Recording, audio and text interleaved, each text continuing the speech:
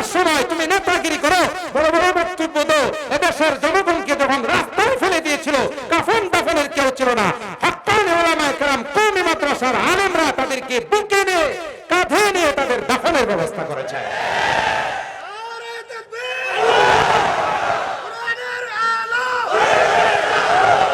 يا نبي سلام عليك يا رسول। Islamic channel, Islamic গান ও জ্ঞানের জন্য ইসলামিক চ্যানেল। মূল আলোচনায় যাওয়ার আগে বর্তমান সময়টা অত্যন্ত নাজুক সময় চলতেছে। অনেক জায়গাতে করোনার দোহাই দিয়ে এ সকল ইসলামিক মাহফিলগুলো, ওয়াজ মাহফিলগুলো করতে দেওয়া হচ্ছে না। যে করোনা মহামারীর ভিতরে এত লোকের সমাগম একত্রিত হলে করোনায় আক্রান্ত হয়ে যাবে। বিশ্ব স্বাস্থ্য সংস্থা আমাদের নিষেধ করেছেন সোশ্যাল ডিস্টেন্স মেনটেন করার জন্য। তাই এত মানুষ একত্রিত হলে খুব সম্ভাবনা আছে করোনায় আক্রান্ত হয়ে যাবে। এই অজুহাত দেখিয়ে বা এই বাহানা দেখিয়ে অনেক জায়গাতে এ সকল দ্বীনি প্রোগ্রামগুলো করতে দেওয়া হচ্ছে না। কি বলুন, ঠিক কিনা?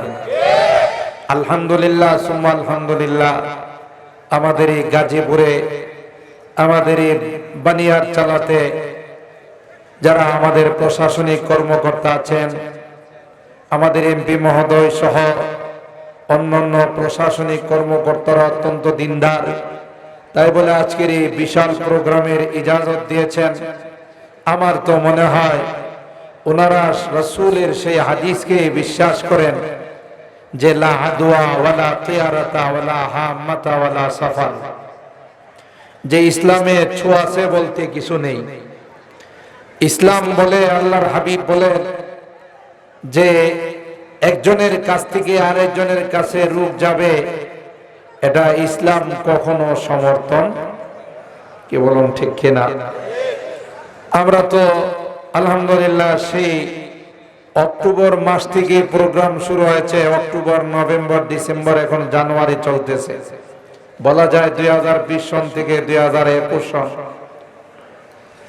প্রতিদিনই প্রোগ্রাম হচ্ছে বিভিন্ন এলাকায়। আমার জানা মতো কোনো ইলেকট্রনিক্স মিডিয়ায় অথবা কোনো প্রিন্টিং মিডিয়ায় আজ পর্যন্ত এই রকমের কোনো নিউজ অন্তত পক্ষে আমি পাই নাই। আপনারা পাইছেন কিনা জানি না, যে মাহফিলে যারা গেছে তারা করোনায় আক্রান্ত হয়েছে। কি বলে, পাইছে এরকমের কোনো নিউজ কোনো মিডিয়াতে?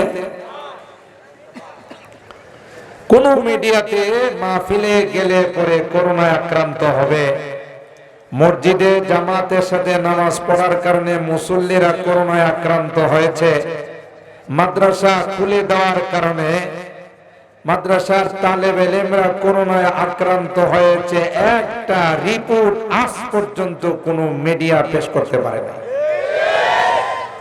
বরং আমরা উল্টা রিপোর্ট দেখি। যারা ভিআইপি পারসন গ্লাসের ভিতরে থাকে, মাস্ক একটার পর আরো কয়েকটা লাগায়, কি বলুন, ঠিক কিনা? সরাসরি কারোর সঙ্গে কথা বলে না, কম্পিউটারের মাধ্যমে, হোয়াটসঅ্যাপের মাধ্যমে, ভার্চুয়ালের মাধ্যমে আলোচনা করেন। এই রকমের ভিআইপি পারসন যারা আছেন, অনেকেই করোনায় আক্রান্ত হয়েছেন, তাই নয় শুধু আক্রান্ত হয়ে মারাও গেছেন। এরকমের রিপোর্ট বাংলাদেশের মিডিয়াতে আছে। ঠিক বললাম? যদিও হায়াত মওতের মালিককে, এটা আমাদের বিশ্বাস করতে হবে। আমার মৃত্যুর 1 সেকেন্ড আগেও কেউ আমাকে মারতে, কি বলেন, পারবে? আর যদি আমার মৃত্যু চলে আসে, সারা পৃথিবী মিলেও আমাকে রাখতে, এটা আমরা বিশ্বাস করি। ইমানদার মুসলমানদের এই আকীদার বিশ্বাস। কোরআনও তাই বলে, লিকুল্লি উম্মাতিন আজাল ইযা জাআ আজালুহুম লা ইস্তাখিরুনা সাআতাও ওয়া লা ইস্তাকদিমুন। প্রত্যেকের জন্য আল্লাহ তাআলা সময় নির্ধারণ করে রাখছেন, এর 1 মিনিট আগেও নয়, 1 মিনিট পরেও নয়। ঠিক না বে ঠিক? বরং আমি যদি আরেকটা কথা বলি, আপনারা বিশ্বাস করবেন এবং আপনাদের মেমোরিতে এটা ক্যাচ করবে। সারা বিশ্বে যেভাবে বিভিন্ন কান্ট্রিগুলো, রাষ্ট্রগুলো করোনায় আক্রান্ত হচ্ছে, মানুষ যেভাবে করোনায় মারা যাচ্ছে, সেই তুলনায় আমার বাংলাদেশে অনেক অনেক কম আক্রান্ত হচ্ছে। ঠিক না বে ঠিক? কোন কোন রাষ্ট্রে আমরা খবরে যা শুনি, মিডিয়াতে যা পাই, কোন কোন রাষ্ট্রে একদিনে 10,000 লোকও মারা গেছে। ঠিক না বে ঠিক? আক্রান্তের সংখ্যা কোন কোন রাষ্ট্রে 1 লাখও ছাড়াই গেছে একদিনে। আছে না নাই? কিন্তু আমার এই বাংলাদেশে একদিনে করোনায় 100 মারা গেছে আমার অন্তত পক্ষে জানা নাই। কি বলেন, ঠিক কিনা? এটার কারণ জানেন? এটার একমাত্র কারণ হলো মসজিদ মাদ্রাসায় সকল দ্বীনি মাহফিল। আরো জোরে কম। আমার দেশে যে পরিমাণ মসজিদ, যে পরিমাণ মাদ্রাসা আর যে পরিমাণ দ্বীনি মাহফিল গুলো হয়, প্রত্যেকটা মাহফিলে আল্লাহর কাছে তাওবা ইস্তেগফার এবং মোনাজাত হয় না? হয় না? ওখানে করোনার জন্য তো দোয়া হয় না? করোনার থেকে বাঁচার জন্য, মুক্তি পাওয়ার জন্য দোয়া হয় না? হয় না? প্রতি জুমাতে, জুমার মসজিদগুলোতে খতিব সাহেবরা দোয়া করেন না? করেন না? প্রতিদিন মাদ্রাসাগুলোতে সকাল সন্ধ্যায় দোয়া হচ্ছে না? হচ্ছে না? আল্লাহর কসম, শুধু এই সকল দোয়ার কারণে আল্লাহ তাআলা এই বাংলাদেশকে করোনার হাত থেকে হেফাজত করেছেন। কিন্তু আমরা উল্টা সমঝেলেরা, আমরা করোনার দোহাই দিয়ে মাহফিলগুলোকে বন্ধ করে দিতে চাই। অথচ যত বেশি মাহফিল হবে আর এই মাহফিলে যত বেশি করোনার জন্য, করোনা থেকে মুক্তি পাওয়ার জন্য দোয়া হবে, তত দ্রুত করোনা এদেশ থেকে বিদায় নেবে ইনশাআল্লাহ। ঠিক না বে ঠিক? তাই আমরা বিশ্ব স্বাস্থ্য সংস্থার কোনো ডিরেকশন, কোনো অ্যাডভাইস বা কোনো সাজেস্ট আমাদেরকে ফলো করতে হবে না। কারণ বিশ্ব স্বাস্থ্য সংস্থারও যিনি নেতা, সারা বিশ্বের ডাক্তারদের যিনি নেতা, আমার আপনার নবী, বিশ্ব নবী রহমতে আলাম হযরতে মুহাম্মদুর রাসূলুল্লাহ সাল্লাল্লাহু তাআলা আলাইহি ওয়াসাল্লাম বহু আগে, করোনা আসার আগে ১৫০০ বছর পূর্বে আমাদেরকে হাত ধোয়ার পদ্ধতি ওযুর মাধ্যমে শিখাই গেছে। ঠিক না বেটি? আমাদেরকে এখন কোথাও ঢুকতে গেলে কয় যে হ্যান্ড স্যানিটাইজার আছে, স্যার একটু হাতটা ধুয়ে যান। আমি বিভিন্ন অফিস আদালত অনেক সময় গেলে কয় স্যার হাতটা ধুয়ে যান। আমি যে হাত আমি, তুমি তো আমার একবার ধোয়াইবা, আমি ওযুতে 50 বার ধুয়েছি। কথা কয় না? আমি ওযুতে 50 বার হাত ধুয়েছি, মিয়া তুমি আমার কয়বার ধোয়াইবা? কয় স্যার তাহলে ঠিক আছে স্যার, চলে। তো আমারে তো ডাক্তাররা বা বিশ্ব স্বাস্থ্য সংস্থা আমারে একবার হাত ধুইতে কইতেছে, আর আমার নবী তো আমারে 50 বার হাত ধোয়া। কথা কয় না? দৈনিক একটা মানুষ যদি 5 বার ওযু করে, কমপক্ষে 5 ওয়াক্ত নামাজের সময়, তাহলে তার 250 বার হাত ধোয়া হয়। আর আস্তে কোন সুবহানাল্লাহ। তো তুমি কয়বার হাত ধোয়া? আমার নবী তো অনেক আগে আমার স্বাস্থ্য সুরক্ষার জন্য।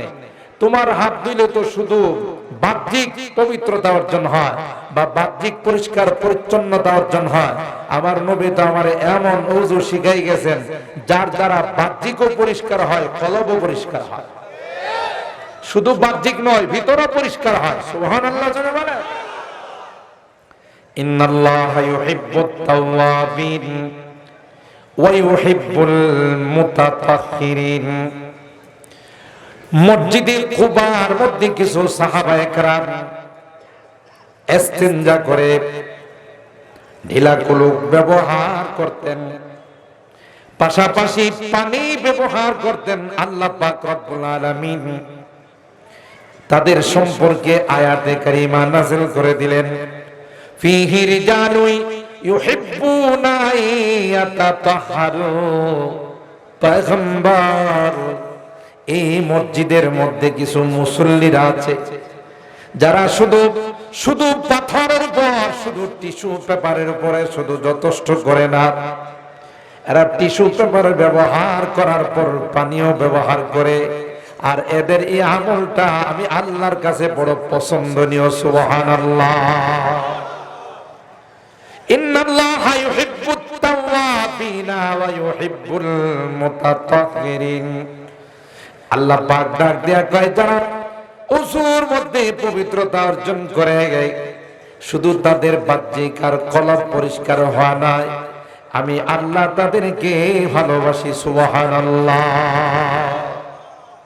তাহলে আমরা এমন ওযু করি যে ওযুর দ্বারা আমাদের বাহ্যিক ভিতর বাহির সব পরিষ্কার হয়, আর আসমানের মালিক আমাদেরকে ভালোবাসেন। সুবহানাল্লাহ। আর আসমানের মালিক ভালোবাসলে কি করোনা আমাদের কাছে আসবে? জোরে বলে। কারণ করোনা কয়, তোমরা হলো এখানে, তোমরা যারা আসলে তোমরা হলে আল্লাহর মেহমান, আর আমিও আল্লাহর সৈনিক, সুতরাং তোমাদের সাথে আমার কোনো বিরোধ নাই। আমি তো একটু খুঁজা যারা ভিআইপি পার্সন আছে গ্লাসের ভিতরে থাকে তাদেরকে একটু তালাশ করি। কি বলেন, ঠিক কিনা? এই বাংলাদেশের একজন শিল্পপতি মারা গেছেন, নাম বললে আপনারা চিনবেন। বিদেশ থেকে 8 জন ডাক্তার করোনায় আক্রান্ত হয়েছিল, 8 জন ডাক্তার ওনার চিকিৎসার জন্য আসছিল। তাহলে বুঝেন, বিদেশি ডাক্তার এক একজনকে তো 500 টাকা ভিজিট দিলেই চলে না, আরো 100 টাকা বাড়াই দিতে হবে। বিশ্ব সেরা ডাক্তার তারা। ডাক্তারদের বোর্ড বসছে, ডাক্তারদের বোর্ড বসছে বিদেশি ডাক্তারদের, যে তিনি বলছেন টাকা পয়সার কোনো অপশন এখানে নাই, যা চাবেন, ডলার চাবেন, যা চাবেন সবই দেওয়া হবে, একটু চেষ্টা করেন আমাকে করোনা মুক্ত করা যায়। ওনারা ওনাদের মতো করে বড় বড় ডাক্তার অনেক চেষ্টা করছে, শেষ পর্যন্ত টিকাইতে হুকুম। কথা বলেন, ঠিক কিনা? আল্লাহর হুকুম হয়ে গেছে, ওনার হায়াত নাই। হাজার চেষ্টা করেও কেউ রাখতে পারে নাই, ঠিক না বেটি? আর যায় দেখেন বস্তিতে ঘুমায়, ওরাও তো মোটামুটি 10 হাত দূরে দূরে ঘুমায়, তাই না? একজনের গায়ে লাইগা আর একজন ঘুমায়। আমার জানা মতো বস্তিতে একজনও করোনা আক্রান্ত হয় না। কথা বলেন, ঠিক কিনা?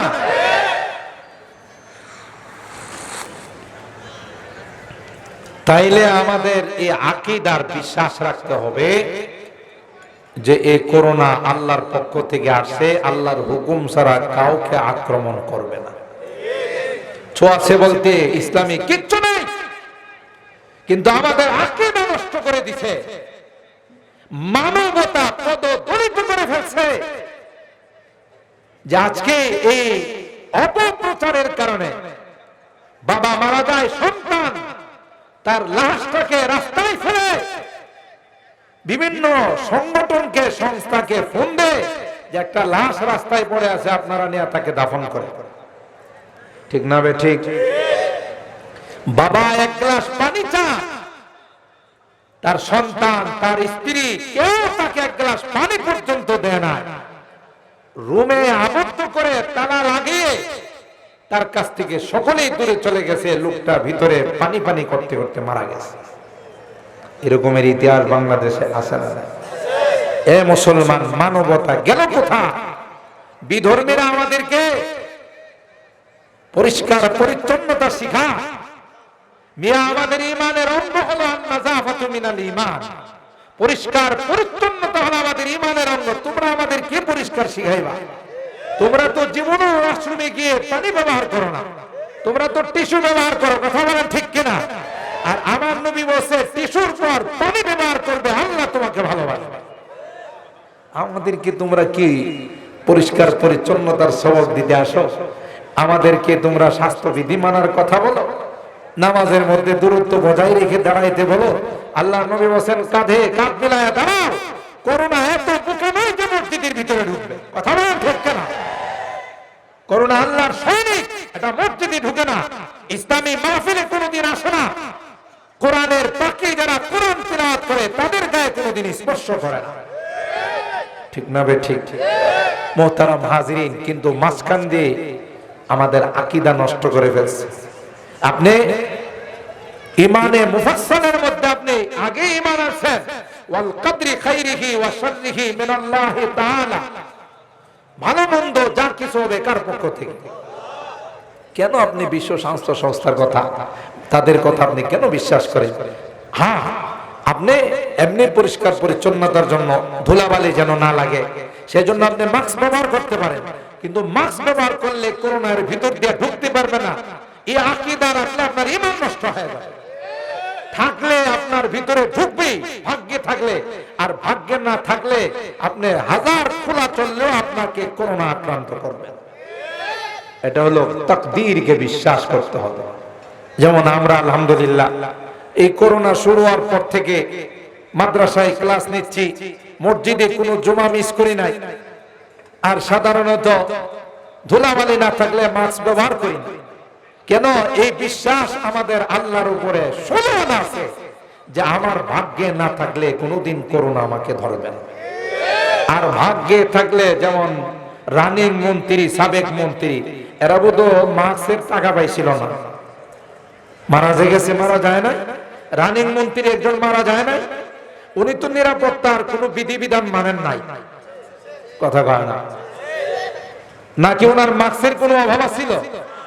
নিরাপত্তার কোনো অভাব ছিল?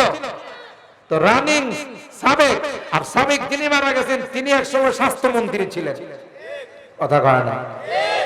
তাহলে ওনারও করোনা ধরা ফেলাইল। উনি তো স্বাস্থ্য সম্পর্কে অনেক সচেতন। বর্তমান মন্ত্রী ছিলেন, তিনিও মারা গেলেন।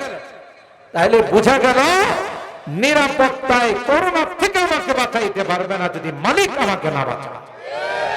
ঠিক না বেটি? এটা আমাদের বিশ্বাস করতে হবে, মানতে হবে। তাকদীরকে যদি আমি অমান্য করি আমার ঈমান নষ্ট হয়ে যাবে। কোশিশ বেকার है जब आदमी मजबूर है, खा वही होता रहेगा जो उसे मंजूर है। আপনার চেষ্টা সব বিফল যদি আল্লাহর পক্ষ থেকে ফয়সালা থাকে। কি বলুন ঠিক না বেটি? আল্লাহ তাআলা আমাদের এই দেশ এবং জাতিকে করোনা নামক মহামারীর হাত থেকে হেফাজত করেন, বলেন আমিন। আর এর থেকে বাঁচার সবচাইতে বড় উপায় কোরআনে আল্লাহ যা বলছেন সেটা হলো আমাদের গুনাহ থেকে তাওবা করা। ঠিক না বেটি? ওমা সাবাকুম মিন মুসিবাতিন ফাবিমা কাসাবাত আইদিকুম ওয়া ইয়াফু আন কাসীর। আল্লাহ পাক বলেন করোনা তো এমনি আসে নাই। এ বান্দা, করোনা কেন আসলো? করোনা মহামারী আমি তো পাঠাইলাম তোমাদের গুনার কারণে। তোমরা নাফরমানি, এমন পর্যায়ের নাফরমানি শুরু করছো যেই নাফরমানির কারণে আমি করোনা পাঠাইলাম। আল্লাহ কয় ইচ্ছা করলে তোমাদেরকে আমি মুহূর্তের মধ্যে ধ্বংস করে দিতে পারি, এই জন্য আমার সময় লাগবে না। ইয়াশা ইউযহিবকুম ওয়া ইয়াতি বিখালকিন জাদীদ ওয়া মা যালিকা আলাল্লাহি বিআজিজ। আল্লাহ পাক কোরআনের আয়াতের মধ্যে বলেন, এ মুসলমান, এ বিশ্ববাসী শুনে রাখো, তোমরা যদি গুনাহ করো, নাফরমানি করো, আমি আল্লাহ ইচ্ছা করলে মুহূর্তের মধ্যে তোমাদের শেষ করে দিতে পারি। আবার পুরা পৃথিবীর মধ্যে নতুন জাতির বসবাস শুরু হয়ে যাবে। এই জন্য আমি আল্লাহর এক সেকেন্ড সময় লাগবে না। কথা বলেন ঠিক কিনা? তাইলে কেন করোনা পাঠাইলাম? করোনা মহামারী কেন আসলো? আল্লাহ পাক বলেন যাহারাল ফাসাদু ফিল বাররি ওয়াল বাহর বিমা কাসাবাত আইদিন নাস লিউযিকাহুম বা'দাল্লাযী আমিলু লাআল্লাহুম ইয়ারজিউন। আল্লাহ করোনা পাঠাইলাম তোমরা যে নাফরমানি শুরু করছো, যেই পাপাচারে তোমরা লিপ্ত হয়ে গেছো, পাপাচার থেকে তাওবা করার জন্য, গুনাহ থেকে ফিরে আসার জন্য, আমার কাছে ক্ষমা চাওয়ার জন্য। এই বান্দা ক্ষমা চাইতে দেরি হবে, করোনা তোমাদের থেকে বিদায় নিতে দেরি হবে না। তোমাদেরকে সতর্ক করার জন্য, অ্যালার্ট করার জন্য, না না, যে পথে তুমি চলতেছো, যে রাস্তা অবলম্বন করছো, এটা তোমার মুক্তির রাস্তা নয়, এটা তো তোমার ধ্বংসের রাস্তা। ওই রাস্তা থেকে তোমাকে ফিরানোর জন্য আমি করোনা নামক মহামারী দিয়েছি। বান্দা, তোমাকে যদি আমি ধ্বংস করি, তোমাদেরকে যদি মেরে ফেলি, আমার কোনো লাভ নাই, আমি কোনো অ্যাওয়ার্ড পাবো না, আমি কোনো পুরস্কার পাবো না। আর তোমরা যদি থাকো, তাতেও কোনো আমার লাভ নাই, লাভ লস সব কিছু তোমাদের। জোরে বলুন ঠিক কিনা? এই জন্য যত বেশি বেশি তাওবা করা যাবে, যত বেশি বেশি আল্লাহর কাছে ক্ষমা চাওয়া যাবে, তত দ্রুত করোনা বিদায় নেবে। জোরে বলুন ঠিক কিনা? আমার ভাইরা, আর এর সবচেয়ে বড় তওবা করার, গুনাহ থেকে ক্ষমা চাওয়ার আগ্রহ আমার মধ্যে সৃষ্টি হবে কোরআনের সকল মাহফিলে আসলে, কোরআনের কথাগুলো শুনলে। আমি যে নাফরমান, আমি কি কি পাপাচারে লিপ্ত আছি, যে পাপাচারের কারণে আল্লাহ তাআলা আমার উপর গজব পাঠাইছেন, এর থেকে কিভাবে পরিত্রাণ পাওয়া যাবে, আল্লাহকে, আসমানের মালিককে কিভাবে খুশি করা যাবে, এই কথাগুলো দিনী প্রোগ্রামে আলোচনা করা হয়। আর এই শিক্ষা এই সকল মাদ্রাসায় দেওয়া হয়। আল্লাহ পাক রব্বুল আলামিন হাবিবের পাকের জুবানের মাধ্যমে জানাই দিয়েছেন, ও আমার পয়গম্বর, আপনি সারা পৃথিবীর মানুষকে জানাই দেন, ওই শিক্ষাই আমার কাছে সবচাইতে দামি শিক্ষা। যে শিক্ষা রূহের জগতেও ছিল, যে শিক্ষা মার পেটের জগতেও ছিল, যে শিক্ষা আলামুদ দুনিয়াতেও আছে, দুনিয়ার জগতেও আছে, যে শিক্ষা মাটির উপরেও ছিল, মাটির নিচেও থাকবে। জোরে বলুন ঠিক কিনা? দুনিয়ার মানুষের হাতে যদি ছেড়ে দেওয়া হতো, তোমরা ঠিক করে নাও, শ্রেষ্ঠ শিক্ষা কোন শিক্ষা, মানুষের মধ্যে ঝগড়া শুরু হয়ে যায়। আল্লাহ পাক তার হাবিবের জুবান দিয়ে, জুবানে পাক দিয়ে এলান দেওয়াইলেন, ঘোষণা দেওয়াইলেন, আপনি বলে দিন, খায়রুকুম মান তাআল্লামাল কুরআন ওয়া আল্লামা। না না, দুনিয়ার জাগতিক কোন শিক্ষা যারা অর্জন করে তারা শ্রেষ্ঠ নয়, শ্রেষ্ঠ হলো যারা কোরআন পড়ে এবং পড়ায়। সুবহানাল্লাহ। কেন কোরআনের শিক্ষা? এই কোরআনের শিক্ষা আসমানি শিক্ষা, লৌহে মাহফুজের শিক্ষা। যারা কোরআন পড়ে এবং পড়ায়, তাদের জন্য সারা বিশ্ববাসী আল্লাহর কাছে দোয়া করে। এমন কোন হাদিস কোথাও নেই। যারা নামি দামি ভার্সিটিতে লেখাপড়া করে, তাদের জন্য নূরের ফেরেশতারা দোয়া করে, ফেরেশতারা তাদের পায়ের নিচে পর বিছাই দেয়। জোরে বলুন আছে? আরো জোরে বলুন আছে? না না, কিন্তু যারা কোরআন পড়ে এবং পড়ায়, তাদের সম্পর্কে একটা দুইটা হাদিসে নয়, শত শত হাদিস পয়গম্বর কয়। আল্লাহ পাকের মাখলুকাত তাদের জন্য দোয়া করতে থাকে। সুবহানাল্লাহ। ওয়া ইন্নাল আলিম লা ইস্তাগফির লাহু মান ফিস সামাওয়াতি ওয়াল আরদ ওয়াল হিতানু ফি জাওফিল মা ওয়ান নামলাতু ফি জুহরিহা। আল্লাহর পয়গম্বর বলেন, যারা এই সকল দ্বীনি শিক্ষা অর্জন করে, কোরআন পড়ে এবং পড়ায়, ইলমে ওয়াহি যারা অর্জন করে, তাদের জন্য পৃথিবীর সকল প্রাণীরা আল্লাহর কাছে দোয়া করে। সুবহানাল্লাহ। ওয়া ইন্নাল আলিম লা ইস্তাগফির লাহু মান ফিস সামাওয়াতি ওয়াল আরদ মান ফিস সামাওয়াতি ওয়াল আরদ। আসমান আর জমিনে যত প্রাণী আছে সবগুলো তাদের জন্য আল্লাহর কাছে ক্ষমা চায়। সুবহানাল্লাহ। এমন কি ওয়াল হিতানু ফি জাওফিল মা, পুকুরের, নদীর, সমুদ্রের মাছগুলো পর্যন্ত পানির উপর মুখ ভাসাইয়া আল্লাহর কাছে দোয়া করে। আল্লাহ, যারা কোরআন পড়ে এবং পড়ায়, এর সঙ্গে যারা সম্পর্ক রাখে, মালিক রে, তাদের জিন্দেগীর গুনাহগুলো মাফ করে দাও। ওয়ান নামলাতু ফি জুহরিহা, এমনকি গর্তের ছোট্ট পিপিলিকা পর্যন্ত আল্লাহর কাছে দোয়া করে, আল্লাহ এই মাদ্রাসায় যারা পড়ে এবং পড়াই গেল, যারা তোমার কোরআনকে ভালোবাসে, মহব্বত করে, আল্লাহ তাদের জিন্দেগীর সকল গুনাহগুলো মাফ করে দাও। এ ভাই, কি জন্য দোয়া করে? এক নাম্বার কথা হলো, যেহেতু কোরআন পড়ানো হয়, আল্লাহ পাক যেমন মহান, তার কালামও মহান। জোরে বলুন ঠিক কিনা? এটা অন্য কোনো শিক্ষা নয়, এটা গারে হারার শিক্ষা। যে শিক্ষা কোনো মানুষের কাছ থেকে নয়, সরাসরি আল্লাহর হাবিবকে আল্লাহ পাক জিবরিল আমিনের মাধ্যমে আমাকে শিক্ষা দিয়েছেন। আল্লাহু আকবার। 40টা বছর পয়গম্বর কোন টিচারের কাছে যায় নাই, কোন মাদ্রাসায় ভর্তি হয় নাই, কোন মক্তবে যায় নাই, ঠিক না বেঠিক? কেন গো? আল্লাহ পাক রব্বুল আলামিন কয়, পয়গম্বর দুনিয়ার কোন মানুষকে আপনার টিচার বানাবো না, দুনিয়ার কোন স্কুল কলেজ মাদ্রাসা আপনার বিদ্যালয় হবে না, আপনার বিদ্যালয় হবে সেই জাবালে নূরের হেরা গুহা। আল্লাহু আকবার। জোরে বলেন, আরো জোরে বলেন আল্লাহু আকবার। 40 বছর হয়ে গেল পয়গম্বর আলিফ বা তা সা একটা অক্ষর কারো কাছ থেকে শিক্ষা অর্জন করেন নাই। হেরা গুহায় আল্লাহ পাক নিয়ে গেলেন পয়গম্বর, হুজরা মুবারকে নয়, আসেন গো আপনাকে ওখানে আমি আল্লাহ জিবরিলের মাধ্যমে কোরআন শিক্ষা দেব। আল্লাহর পয়গম্বর আম্মা জানকে বললেন, খাদিজা ঘরে আমার ভালো লাগে না, কিছু খাবার দাও, আমি নির্জন কোন জায়গাতে চলে যাব।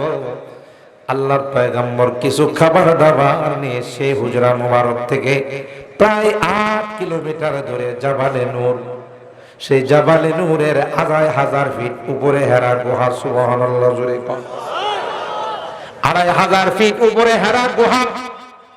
ওই হেরা গুহায় পয়গম্বর, তখন তো সেই রকম কোন যানবাহন ছিল না, পায়ে হেঁটে আল্লাহর পয়গম্বর হুজরা মুবারক থেকে সেই জাবালে নূর, আবার জাবালে নূর থেকে 2,500 ফিট উপরে। সুবহানাল্লাহ।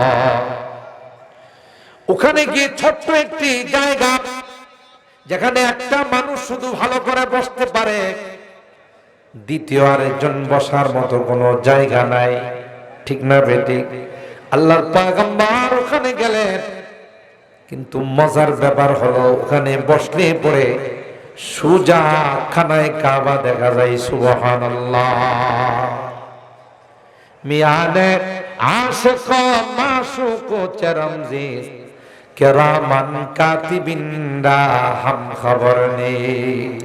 আশিক আর মাশুক তাদের মধ্যে যে কি সম্পর্ক আর কি যে গোপন রহস্য আছে, কিরামান কাতিবিন পর্যন্ত জানেন। সুবহানাল্লাহ। আল্লাহর পয়গম্বর ওখানে গিয়ে বসে খানায় কাবার দিকে তাকাই থাকে, ঘন্টা কি ঘন্টা চলে যায়, হেরা গুহার থেকে আর হুজরা মুবারকে আসে না। আম্মা জান খাদিজাতুল কুবরা রাদিয়াল্লাহু তাআলা আনহা ওখান থেকে খাবার দাবার নিয়ে 2,500 ফিট উপরে আমার আল্লাহর পয়গম্বরের কাছে খানা পৌঁছাই দেয়।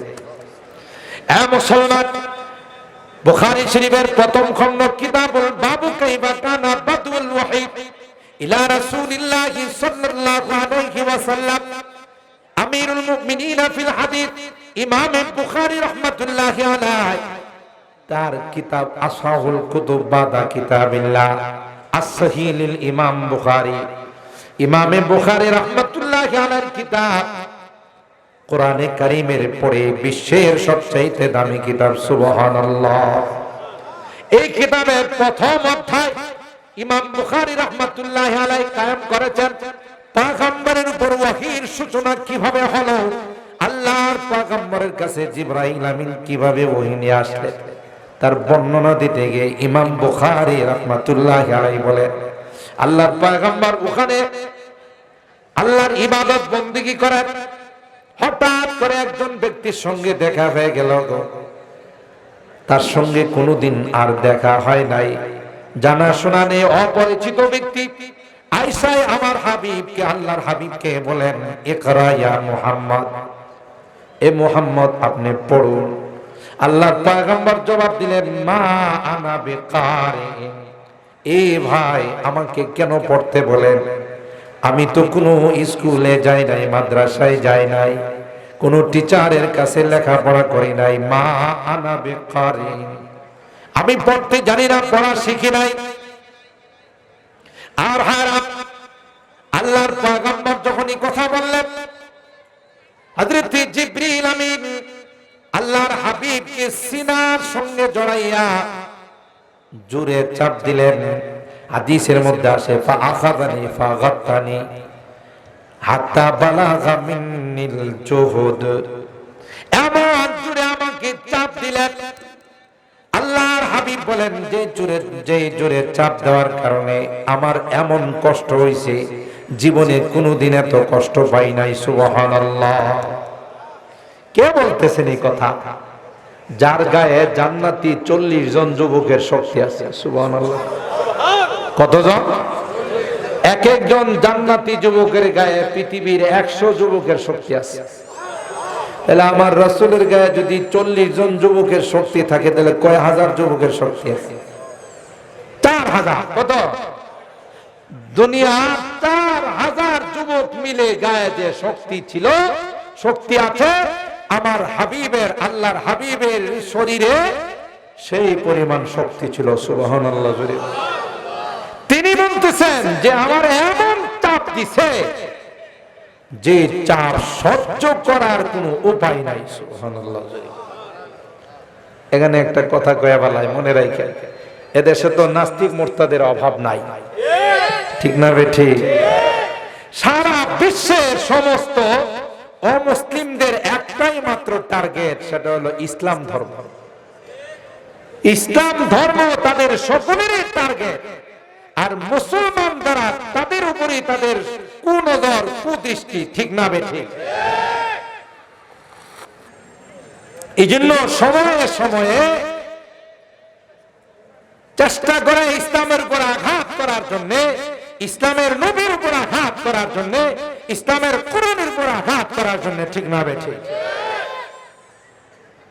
কোন কোন সময় বলে যে মুহাম্মদ, নাউজুবিল্লাহ, আগেই কয়ে ফেলাম, অগ্রিম কয়ে ফেলাম, নাউজুবিল্লাহ বলে এই লোকটা একটা নারী লোভী ছিল।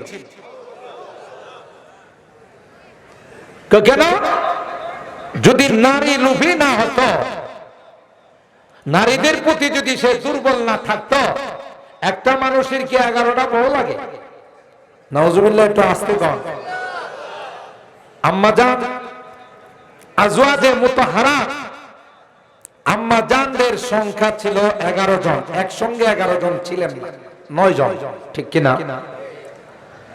তো এই যে আল্লাহর রাসূলের পত্নীগণ, আমাদের আম্মা জান যারা ছিলেন, আজওয়াজে মুতাহহারাতগণ, তাদেরও আল্লাহর রাসূলের কাছে আসার বিভিন্ন ইতিহাস আছে, প্রেক্ষাপট আছে। এগুলো সময় নয়, আমি বলবো না। বিভিন্ন প্রয়োজনে আল্লাহর রাসূল তাদেরকে স্ত্রী বানাইছে, আমাদের আম্মা জান বানাইছে। তো এই রকমের আম্মা জানদের সংখ্যা ছিল একসঙ্গে 9 জন। আর টোটাল ছিলেন আম্মা জান কতজন? জোরে বলেন, 11 জন। তো এই নাস্তিক আর মুরতাদ যেগুলো মুসলমানের সন্তান, কিন্তু ভিতরে সব খোলাসা করে ফেলাইছে, ইমানের কোন নামগন্ধ পর্যন্ত তাদের মধ্যে নাই। কথা বলেন ঠিক কিনা? কারণ জাতি বাইরে দিয়া যে ক্ষতি করা যায়, বাহিরকে দিয়ে এত ক্ষতি করা যায়, ঠিক বললাম? এই বানিয়ার চালা যদি কখনো বড় রকমের ডাকাতি সংগঠিত হয়, তদন্ত করলে পাওয়া যাবে যে বাহিরের ডাকাত দল তো ছিল, কিন্তু ভিতরের ইন্ধনদাতাও কিছু ছিল। যেখানেই বড় রকমের কোন ডাকাতি হয়, চুরি হয়, ভিতরের কোন ডাকাত আর চোর না থাকলে বড় রকমের ডাকাতি আর চুরি হতে, ঠিক না বে ঠিক? তো ওই জাতি ভাইকে দিয়ে যে ক্ষতি করা যায়, বাহির থেকে আইসা সেই ক্ষতি করা যায় না। এই জন্যই তো মুনাফিকরা ইসলামের যে ক্ষতি করছে কাফেররা তার শিখেও করতে পারে না। আপনারা সূরাতুল বাকারা তালাশ করে দেখবেন, সূরাতুল বাকারা তিলাওয়াত করলেই দেখবেন উলামায়ে কেরাম জানেন সূরাতুল বাকারার শুরু থেকে নিয়ে 5 আয়াত আল্লাহ পাক মুত্তাকিনদের সম্পর্কে নাযিল করেছেন উলাইকা হুমুল মুফলিহুন পর্যন্ত। এরপরের মাত্র 2 আয়াত ইন্নাল্লাযীনা কাফারু সাওয়াউন আলাইহিম আনযারতাহুম আম লাম তুনযিরহুম আনযারতুম আম লাম তুনযিরহুম ফাহুম লা ইউমিনুন খাতামাল্লাহু আলা কুলুবিহিম ওয়া আলা সামইহিম ওয়া আলা আবসারিহিম গিশাওয়া ওয়া লাহুম আযাবুন আযীম। এই 2টা আয়াত মাত্র কাফেরদের সম্পর্কে। এরপরে ওয়া মিনান নাসি মান ইয়াকুলু আমান্না বিল্লাহ, এই আয়াত থেকে নিয়ে 13টা আয়াত আল্লাহ মুনাফিকদের সম্পর্কে নাযিল করেছেন। কয় আয়াত? তাহলে দেখেন এখানে আপনি একটু ভালো করে লক্ষ্য করে দেখেন যে মাত্র 5 আয়াত মুত্তাকিনদের সম্পর্কে, আর যেই কাফেরদের সম্পর্কে আমরা বলি তাদের সম্পর্কে আল্লাহ মাত্র 2 আয়াত নাযিল করেছেন। আর মুনাফিকদের সম্পর্কে পাক্কা 13টা আয়াত আল্লাহ নাযিল করেছেন। এতে আল্লাহ বুঝাইছেন যে ইসলামের যে ক্ষতি কাফেররা করতে পারে নাই তার চেয়ে অনেক অনেক গুণ বেশি ক্ষতি করছে মুনাফিকরা। কিভাবে? মুনাফিকদের জাহির ছিল মুসলমান আর ভিতর ছিল কাফের। এটা আমি সহজে বলি যে এদের উপরে ছিল ফিতনাট, ভিতরে ছিল সদরঘাট। কথা বলেন ঠিক কিনা? ওয়ামিনান নাস মান ইয়াকুলু আমান্না বিল্লাহি ওয়া বিল ইয়াউমিল আখির, বাহ্যিক বলতো আমরা ঈমানদার, আসলে এরা ঈমানদার নয়। ওয়া ইযা লাকুল্লাযীনা আমানু ক্বালু আমান্না ওয়া ইযা খালাউ ইলা শায়াতিনহিম ক্বালু ইন্না মাআকুম ইন্নামা নাহনু মুস্তাহজিউন। কোরআনে কি বলে? যে এরা ঈমানদারদের কাছে গেলে বলে আমরা পাক্কা ঈমানদার, আর যখন তাদের শয়তানদের কাছে যায় বলে যে আরে এটি তো মুসলমানদের ধোঁকা দেওয়ার জন্য বলছে, আমরা আসলে তো পাক্কা কাফের। কথা কয় না? বা মুসলমান আল্লাহ আল্লাহ বাপ রহমান রাম রাম হাফেজ আগার ওয়াসলে জুই সুনাহ কুন বা খাসাম, হাফেজ আগার ওয়াসলে জুই সুনাহ কুন বা খাসাম, বা মুসলমান আল্লাহ আল্লাহ বাপ রহমান রাম রাম। ইসলাম এই নীতি পছন্দ করে না। আমার ধর্ম পৃথিবীর সবচাইতে সেরা ধর্ম, অন্য কোন ধর্মের কাছে আমার ধর্মের কোন তুলনা হয় না। কথা বলেন ঠিক কিনা? আমার ধর্ম হলো সূরা আলে ইমরানের সে আয়াত আল্লাহ তাআলা বলেন ইন্নাদ দীনা ইনদাল্লাহিল ইসলাম, একমাত্র আমার কাছে গ্রহণযোগ্য ধর্ম হলো ইসলাম। সুতরাং তোমার মতো বদনসিব আর কেউ হতে পারে না। তোমার ধর্মকে তুমি নিচে ফেলে, তোমার ধর্মকে ছোট করে তুমি আরেকটা ধর্মের পূজা উদ্বোধন করতে যাও, বুঝা গেল তোমার ধর্মের প্রতি তোমার আস্থা নেই। কথা বলেন ঠিক কিনা? তুমি মনে করছো তোমার ভিআইপি বানায়া তোমাকে ওখানে নিয়ে গেছে, তুমি অনেক বড় ভিআইপি মেহমান হয়ে গেছো। আসলে তোমার ভিআইপি বানায় না, তোমার ঈমান ডাকাতি করার জন্য নিয়ে গেছে। কথা ঠিক না? ঠিক মুসলমান তো এই যে এই মুনাফিককে আল্লাহ পছন্দ করে না। আল্লাহ বলেন পাক্কা ঈমানদার হতে হবে। আর কাফেরদের সম্পর্কে যে শাস্তির কথা আল্লাহ বলছেন তার চাইতে অনেক কঠিন শাস্তির কথা আল্লাহ মুনাফিকদের বলছেন। ইন্নাল মুনাফিকিনা ফিদ দারকিল আসফালি মিনান নার ওয়া লান তাজিদা লাহুম নাসীরা। দারকে আসফাল হাদিসের মধ্যে আছে এটা জাহান্নামের এমন একটা তপকা যে তপকা থেকে অন্যান্য তপকাগুলো দৈনিক ৭০,০০০ বার আল্লাহর কাছে পানা চায়। ওখানে মুনাফিকদেরকে মেহমানদারি করা হবে। কথা বলেন ঠিক কিনা? কেন? এই মুনাফিকরা ইসলামের সবচাইতে বড় ক্ষতি করছে। ঠিক না বেটি? জাতি ভাইদেরকে দিয়ে যা করা যায় অন্যকে দিয়া যা করা যায় না। ঠিক না বেটি? আমি অনেক মাহফিলে বুঝার জন্য বলে থাকি যে দেখবেন এই যে গাছ কাটে না, বড় বড় গাছগুলো করাত দিয়ে কাটে কিনা? এই করাতটা কিসের? লোহা। কিন্তু হাতালটা লোহার না কাঠের? এই করাত যদি শুধু থাকে, লোহাটা শুধু থাকে, তার মধ্যে যদি হাতাল না থাকে, আপনি যদি 10 বছর কোথায় থাকেন গাছের কোনো ক্ষতি হইব? এই হাতাল দিয়ে 2 দিক দিয়ে টানবে, এদিকেও টানে ওইদিকে টানে, তখন কিন্তু আস্তে আস্তে এই গাছের গোড়া কাটা শুরু হয়। গাছ তখন করাতকে লক্ষ্য করে বলে বেড়া মাস্তানি করো, আমার বুকের মধ্যে তুই আজকে চাবুক মেরে আমার বুকে করাত লাগায় তুই আমাকে কাইটা ছানবিন করে ফেলতেছ। সারা জিন্দেগি চেষ্টা করলে আমার একটা পশম তুই কিছু করতে পারতি না যদি আমার জাতি ভাই তোর সঙ্গে না থাকতো। কথা বলেন ঠিক কিনা? এই কাঠ যদি না থাকতো তোরে কেউ ধরতে পারতো না। সারাদিন যদি করার দিয়ে বলে গুতাইতো, কাঠের কিছুই তো, গাছের একটা পশম কিছু আছে, কিন্তু এই কাঠ দিয়ে যখন টান মারে তখন অর্ধেক পর্যন্ত ঢুকে যায়। তখন গাছে কয় করাত রে, তুমি যে মাস্তানিটা করতেছো ভাই, আজকে যদি আমার জাতি ভাই তোমার সাথে না থাকতো এই মাস্তানি তুমি করতে পারতে না। ঠিক না? ঠিক। বাঁশ কাটে কোড়াল দিয়া, দেখছেন তো কোড়াল, এই যে কোড়াল আছে, কোড়ালের হাতালটাও কিন্তু আচার বলে কোন কোন জায়গাতে, এটাও কিন্তু বাঁশের। আপনি শুধু একটা কোড়াল দিয়ে যদি বাঁশের মধ্যে আপনি গুতা দেন, বাঁশের উপরে আল্লাহ যে প্লাস্টিক দিছে, ওটা গুতা দিলে কোড়াল অনেক দূরে পড়ে যাব, কারণ এটার মধ্যে আল্লাহ প্লাস্টিক দিছে, পিছলা জাতীয় কিছু চামড়া দিয়ে দিছে, সারাদিন কিছু করতে পারতেন না। কিন্তু এই বাঁশ যখন আবার তার গোড়াতে লাগাইছেন, লাগায় যখন জোরে মারেন তো অর্ধেক বাঁশ চলে যায়। কথা বলেন ঠিক কিনা? তখন বাঁশও ডাক দিয়া কয় কোড়ালকে, ভাই তুই তো আমার ক্ষতি করতেছস, গোড়া দিয়া কাটতেছস, যদি আমার জাতি ভাই না থাকতো তোর পক্ষে কোনোদিন সম্ভব ছিল না। ঠিক না বে ঠিক? বিজাতিরাও দেখছে যে মুসলমানদেরকে আমরা গিয়া কিছু করতে পারবো না, কারণ তাদের শিক্ষা হয়ে গেছে। আফগানিস্তানের মতো এত বড় একটা ছোট্ট রাষ্ট্রে একবার আসলো রাশিয়া, সোভিয়েত ইউনিয়ন, আইসা জনমের মার খায়া মাপ চায় গেছে। আবার আসছে বর্তমান বিশ্বের সবচেয়ে বড় শক্তি, কোন কারণ নাই, একমাত্র তারা মুসলমান, একমাত্র তারা কোরআনকে ভালোবাসে, এই কারণে তাদেরকে ধ্বংস করার জন্য আসছিল। এখন যাওয়ার রাস্তা খুঁজে পাইতেছে না। ঠিক না বে ঠিক?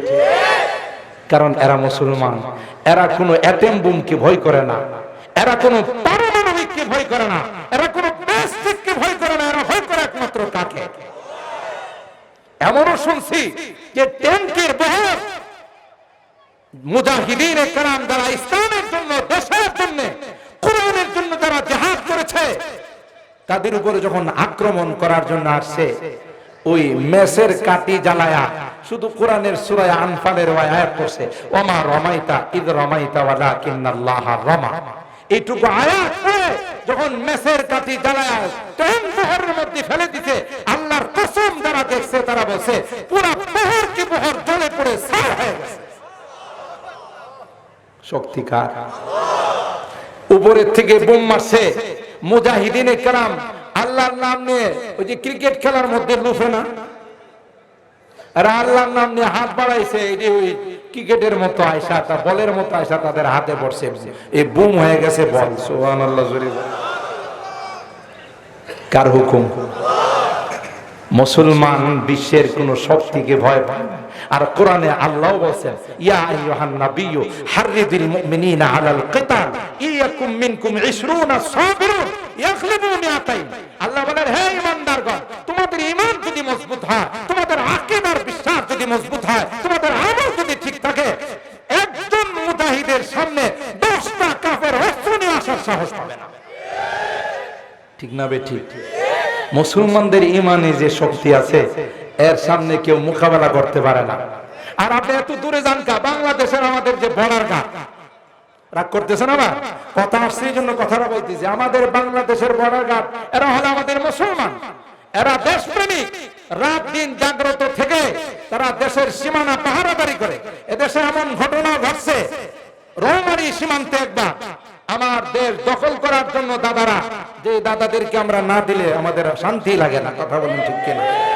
আমরা তো মনে করি পুরো দেশটা দিয়ে দিলেও দাদাদের হক আদায় হবে না। কথা কয় না?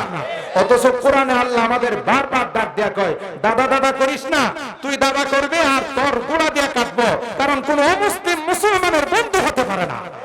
কথা বলেন ঠিক কিনা? আমার কথা না, কোরআনের কথা। বারবার আল্লাহ কোরআনে বলেন, লা তাত্তাখিযুল ইয়াহুদা ওয়ান নাসারা আউলিয়া বা'দুহুম আউলিয়াউ বা'দ।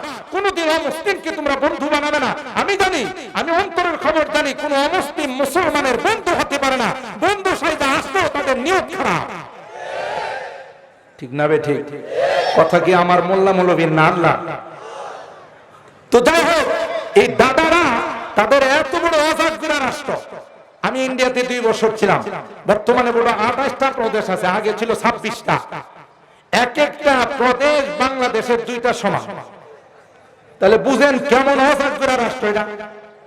এরপরও তাদের চাহিদার শেষ নাই, আমার সীমান্ত কোন কোন দিক দিয়ে দখল করবে এই চেষ্টায় সবসময় থাকে। কথা বলেন ঠিক কিনা? আমরা তো ভদ্র, নরমে আমাদের উপরে চাপায় বসে যাও চাইনাদের কাছে থাপড়ায় শেষ করে ফেলায়। কথা বলেন ঠিক কিনা? আমরা তোমাদের সাথে ভদ্রতা দেখাই, আমরা তোমাদের সাথে আমাদের সদ আচরণ করি, কোনদিন তোমাদের সাথে খারাপ আচরণ করে না। এই জন্য ওই ভদ্রতাকে তোমরা দুর্বলতা মনে করো, কিন্তু মনে রাখো আল্লাহ আমাদের সম্পর্কে বলছে যে এই মুসলমান যদি একটা দাঁড়ায় তারা 10টাও তাদের মোকাবেলা করতে পারবে না। ঠিক না বে ঠিক? তার ওই সময় প্রমাণ করে দিছে আমার দেশের বর্ডার গার্ড, তখন ছিল বিডিআর, এখন হচ্ছে বিজিবি। এরা যখন রৌমারী সীমান্ত দিয়ে আমাদের মাইল কি মাইল দখল করার জন্য রাত্রির বেলায় চলে আসছিল, তখন আমার দেশের জওয়ানরা জান বাজি রেখে তাদেরকে প্রতিহত করছে। জায়গাতে মুহূর্তের মধ্যে তাদের 70 জন না 80 জনের লাশ ধান ক্ষেতের মধ্যে ফেলে দিয়েছে। আমার দেশের একটা জনের গায়ে টাচ করতে পারে না। কথা কয় না? এটা প্রমাণ করে দিল যে মুসলমান ইমানি শক্তি নিয়ে সামনে বাড়ে। ঠিক না বে ঠিক? কোরআনে আল্লাহ বলেন, কখনো যদি আপনাদের সময় হয় ব্রাহ্মণবাড়িয়া আখাউড়া সীমান্তে, ওখানে দুই দেশের বর্ডার গার্ডদের মধ্যে একটা প্রদর্শনী হয় বিকালবেলা, আমি দেখছি। তা আমি একদিন আমি গেছি পরে আমার এলাকার মধ্যে মাহফিল টাফিল হয়, আমাকে লোকজন ওখানকার বর্ডার গার্ড যারা চেয়ার চেয়ার দিছে কেউজোর বসেন, 10-15 মিনিট আধা ঘন্টার একটা প্রদর্শনী হয়, মহড়া হয়। আল্লাহর কসম করে বলতেছি, আমি কোনো বাড়ায় বলি নাই, আমি দুই পক্ষের বর্ডার গার্ডের দিকে একটু তাকাইছি। আমার দেশের বর্ডার গার্ড যখন মার্চগুলো করে, তারা যখন এই মহড়াগুলো করে, তাদের চেহারা তাদের অবস্থা দেখে মনে হয় যে বাঘের বাচ্চা একটা। কথা বলেন ঠিক না? আর ওদেরকে যখন দেখি, আমি ওদের বদনাম করতেছি না, কিন্তু বাস্তবতা ইমানদার আর বেঈমানের মধ্যে পার্থক্য কোথায় এরা বোঝার জন্য বলতেছি। এরা যখন নাচানাচি করে আমার কাছে মনে এক একটা বিড়ালের বাচ্চা। কথা বলেন ঠিক না? আর আমার দেশের বর্ডার গার্ড গুলোর সেই তাদের জাম্পিং, তাদের এই সমস্ত মার্চ গুলো দেখলে পরে মনে হয় যে আসলে কি ইমানে শক্তি নিয়ে তারা লাফালাফি করে। ঠিক না বে ঠিক? তাহলে ইমানি শক্তি যাদের মধ্যে আছে তাদের মোকাবেলা তো পৃথিবীতে কেউ করতে পারবে না। তোমরা হাজারো যদি চেষ্টা করো, ইমানদাররা যখন দাঁড়াই যাবে, আল্লাহর কসম এরা পিছনের দিকে যায় না, এরা সামনের দিকে আগা। কথা বলেন ঠিক কিনা? সুতরাং সাবধান, মনে করো না দেশ ছোট, দেশ ছোট হলো, মরিচ ছোট হলো, এটা কালো মরিচ, এটার মধ্যে ঝাল বেশি। কথা কয় না? এটার মধ্যে ঝাল অনেক বেশি। আমরা সকলেই দেশপ্রেমী, দেশের জন্য প্রয়োজনে আমরা রক্ত দিব, পিছপা হটবো না। কথা বলেন ঠিক কিনা? তো বলতেছিলাম, এই নাস্তিক আর মুরতাদদেরকে এরা লাগাই দিছে যে আমরা যা এদের উপর আক্রমণ করতে পারবো না, কারণ শিক্ষা হয়ে গেছে বিশ্বের সুপার পাওয়ার আমেরিকার মতো রাষ্ট্র একটা ছোট্ট রাষ্ট্র আফগানিস্তানের মুজাহিদদেরকে ডাইকা কই ভাই কিভাবে বাইরে হইলে সুন্দর হয় একটু সিগনেচার করে দেন। কি বলেন ঠিক না? ঠিক। এখন আসে না, যাওয়ার জন্য রাস্তা খুঁজতেছে। সারা বিশ্ব সাক্ষী, আল্লাহ পাক দেখাই দিয়েছেন ইমানি তাকওয়া যাদের মধ্যে থাকবে তাদের সামনে পরাশক্তি দাঁড়াইতে পারে না, পারে না, পারবে না। কথা বলেন ঠিক না? डरते नहीं मुसलमान दुनिया में किसी से, जब मिल गई है दौलत ईमान नबी से, बाजू तेरी तौहीद की कुव्वत से कभी है, इस्लाम तेरा दीन है तू मुस्तफवी है। तौहीद में बख्शी है हमें हौसला मंदी, हम मिल्लत इस्लाम के जाबाज सिपाही, हम खालिद दर्रार के अजमत का निशा है, हम कासिम महमूद की गैरत का निशा है। अल्लाह আকবার বলেন।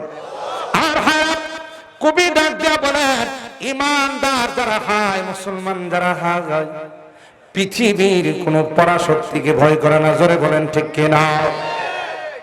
কারণ এরা জানে আমাদের সঙ্গে কে আছে। আর জোরে বলেন কে আছে?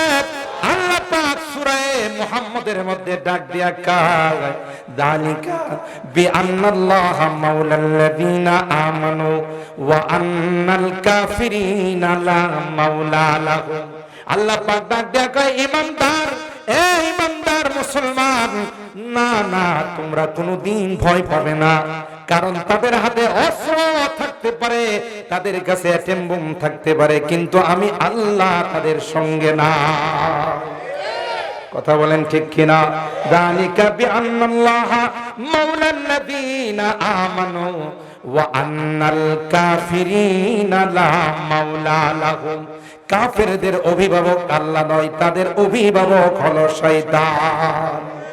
কথা বলেন ঠিক কিনা? আর হারাম ওই নাস্তিক আর মুরতাদরা, তাদের দোসর যারা আছে তাদের পক্ষ হয়ে বলতে চায় যে মুহাম্মদ যদি নারী লুফি না হতো, নাউজুবিল্লাহ, জোরে বলেন, তাইলে তার এত ভয়ের দরকার হয়তো না। আমি আপনাদের ক্যালকুলেশন করে দেখাই দিলাম, যেই মানুষটার গায়ে দুনিয়ার 4000 যুবকের শক্তি, আর একজন যুবককে আল্লাহ তাআলা কয়টা বিবাহের অনুমতি দিবেন? ফানকিহু মা তাবা লাকুম মিনান নিসাই মাসনা ওয়া সুলাসা ওয়া রুবা।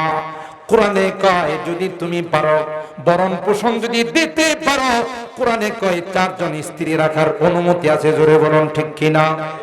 তাইলে তো পারবে বলেই তো আল্লাহ অনুমতি দিবেন। এক একজন যুবক যদি 4 জন করে স্ত্রী রাখতে পারে, আমার পয়গম্বরের গায়ে কয় হাজার যুবকের শক্তি ছিল, তাইলে কয় হাজার স্ত্রী রাখার মতো ক্ষমতা ছিল? 16,000। কথা বলেন ঠিক কিনা? আরো জোরে বলেন ঠিক কিনা? আমার পয়গম্বরের গায়ে 16,000 স্ত্রী রাখার ক্ষমতা আল্লাহ পাক দিয়েছিলেন, কিন্তু পয়গম্বর এত স্ত্রী রাখার ক্ষমতা থাকার পরেও রাখছেন মাত্র 9 জন, একসঙ্গে 9 জন। বাকি টোটাল আম্মা জানদের সংখ্যা ছিল 11 জন। জোরে বলুন ঠিক কিনা? তাইলে কি যে লোকটা 16,000 স্ত্রী রাখার মতো যোগ্যতা রাখে, 16,000 স্ত্রী রাখার মতো ক্ষমতা যার গায়ে আছে, সে যদি 9 জন রাখে, বেশি রাখছে? জোরে বলেন। এরপরও নাস্তিক মুরতাদরা দেখতে নারী চলন বাঁকা। কথা কয় না? দেখতে নারী চলন বাঁকা। মুরিদরে পিসাবকে তার বউ কোনোদিন পীর মানে না। একদিন বউ কয়, তুমি বারবারে বলো তুমি অনেক বড় পীর, পিরানি পীর গাউসুল আজম দস্তগীর। কথা কয় না? তুমি অনেক বড় পীর, কিন্তু আজকে দেখলাম আকার দিয়ে একজন পীর উড়ে গেল। তুমি যদি এরকম পীর হও তাহলে মানা যায়। পিসাব কয় কয়টার দিকে? কয় দিনের 12টার দিকে। আমি কি কামরায় ছিলাম, ঘরে ছিলাম? কয় না, আমিও ছিলাম। বউরে কইতাছে ওই যে আকার দিয়ে উড়ে গেছিল তিনি আমি ছিলাম, আর কেউ নয়। এবার বউ কই, তাই তো দেখলাম একটা সাইড বাঁকা হয়ে রয়েছে। কথা কয় না? তার মানে হলো দেখতে নারী চলন বাঁকা। জোরে বলুন ঠিক কিনা? আগে কইছে যদি আকার দিয়ে উড়ে যাইতে পারো তাইলে তোমাকে পীর মানা হবে। এখন যখন বললো যে আমি ছিলাম, কোথায় তো একটা পর দেখলাম বাঁকা হয়ে রয়েছে।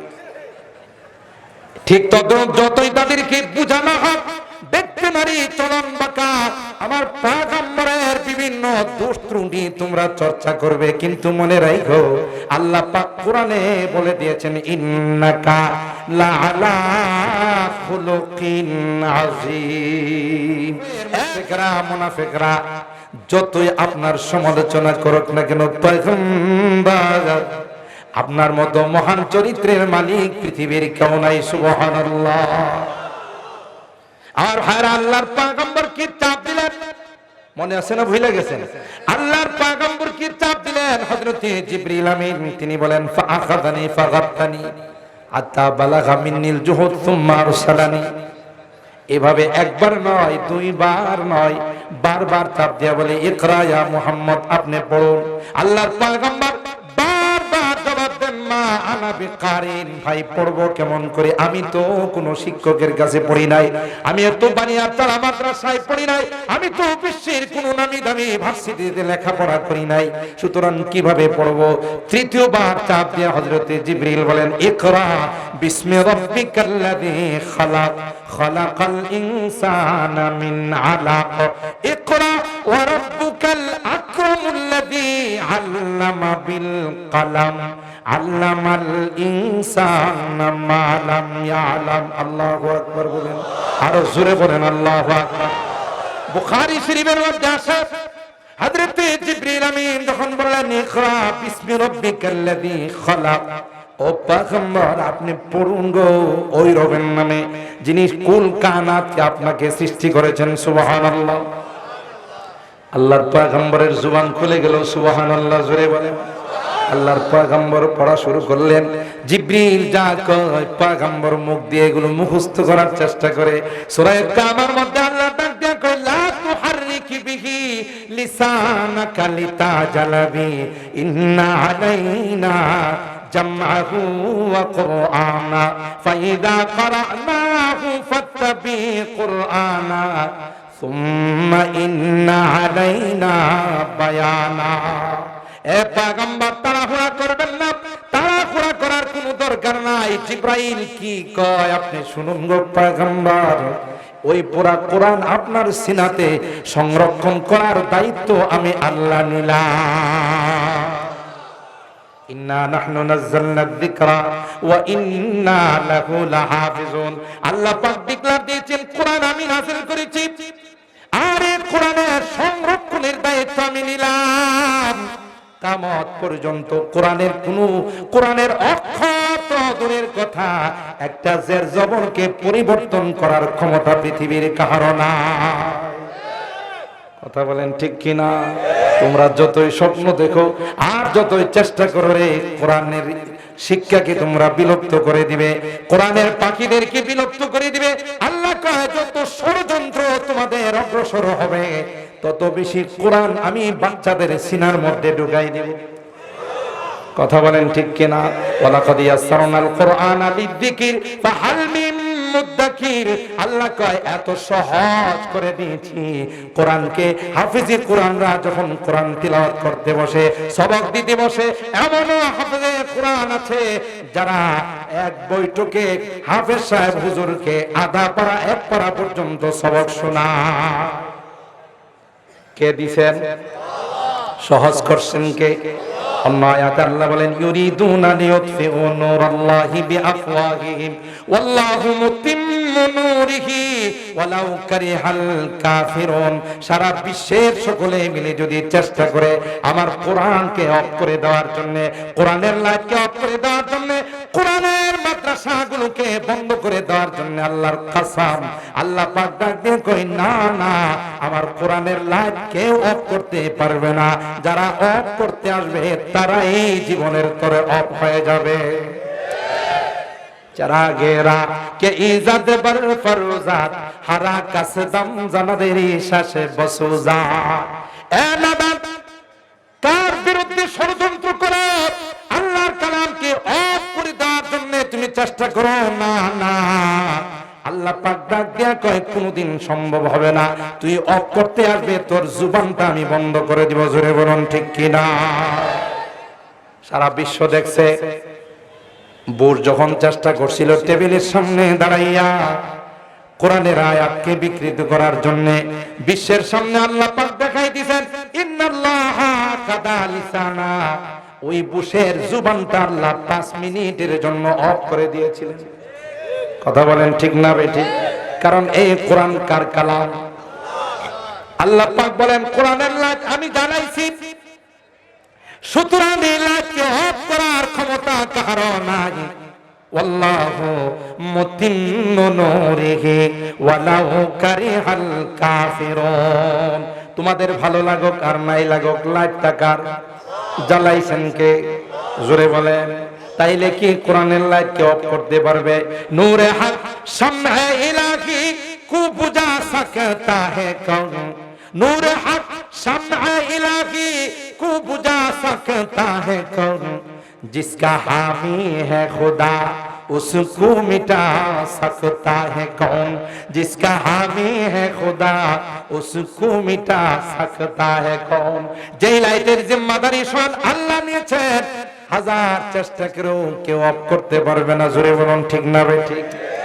আল্লাহ বলেন যত তোমরা ষড়যন্ত্র করবে তত 4 বছর 3 বছর 5 বছরের বাচ্চার সিনার মধ্যে আমি আল্লাহ সূরাতুল ফাতিহা থেকে নিয়ে সূরা নাসির সিন পর্যন্ত পুরো কোরআন তাদের সিনাতে ঢুকাই দেব। কথা বলেন ঠিক না বেঠিক? কে ঢুকাবেন? আর হারাম।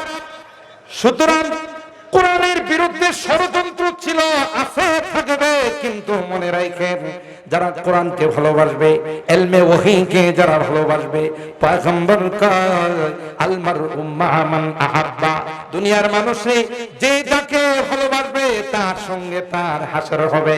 তোমাকে যখন কবরে রাখা হবে, দুনিয়ার কোন বন্ধু, দুনিয়ার কোন আত্মীয় স্বজন তোমার কবরের সঙ্গে হবে না। আল্লাহর কসম, পয়গম্বর কয় তোমাকে রাখার সাথে সাথে যে কোরআনের মহব্বত নিয়ে আজকের বানিয়ারতলা মাদ্রাসার মাহফিলে তুমি সব ব্যস্ততাকে পিছনে ফেলে চলে আসছো, আল্লাহর কসম পয়গম্বর ডাক দিয়া কয় তোমাকে কবরে রাখার সাথে সাথে আল্লাহ পাক রব্বুল আলামিন তার কালামে পাকে তোমার মাথার উপর যুবকের সুরত দিয়া বসাই দিবেন।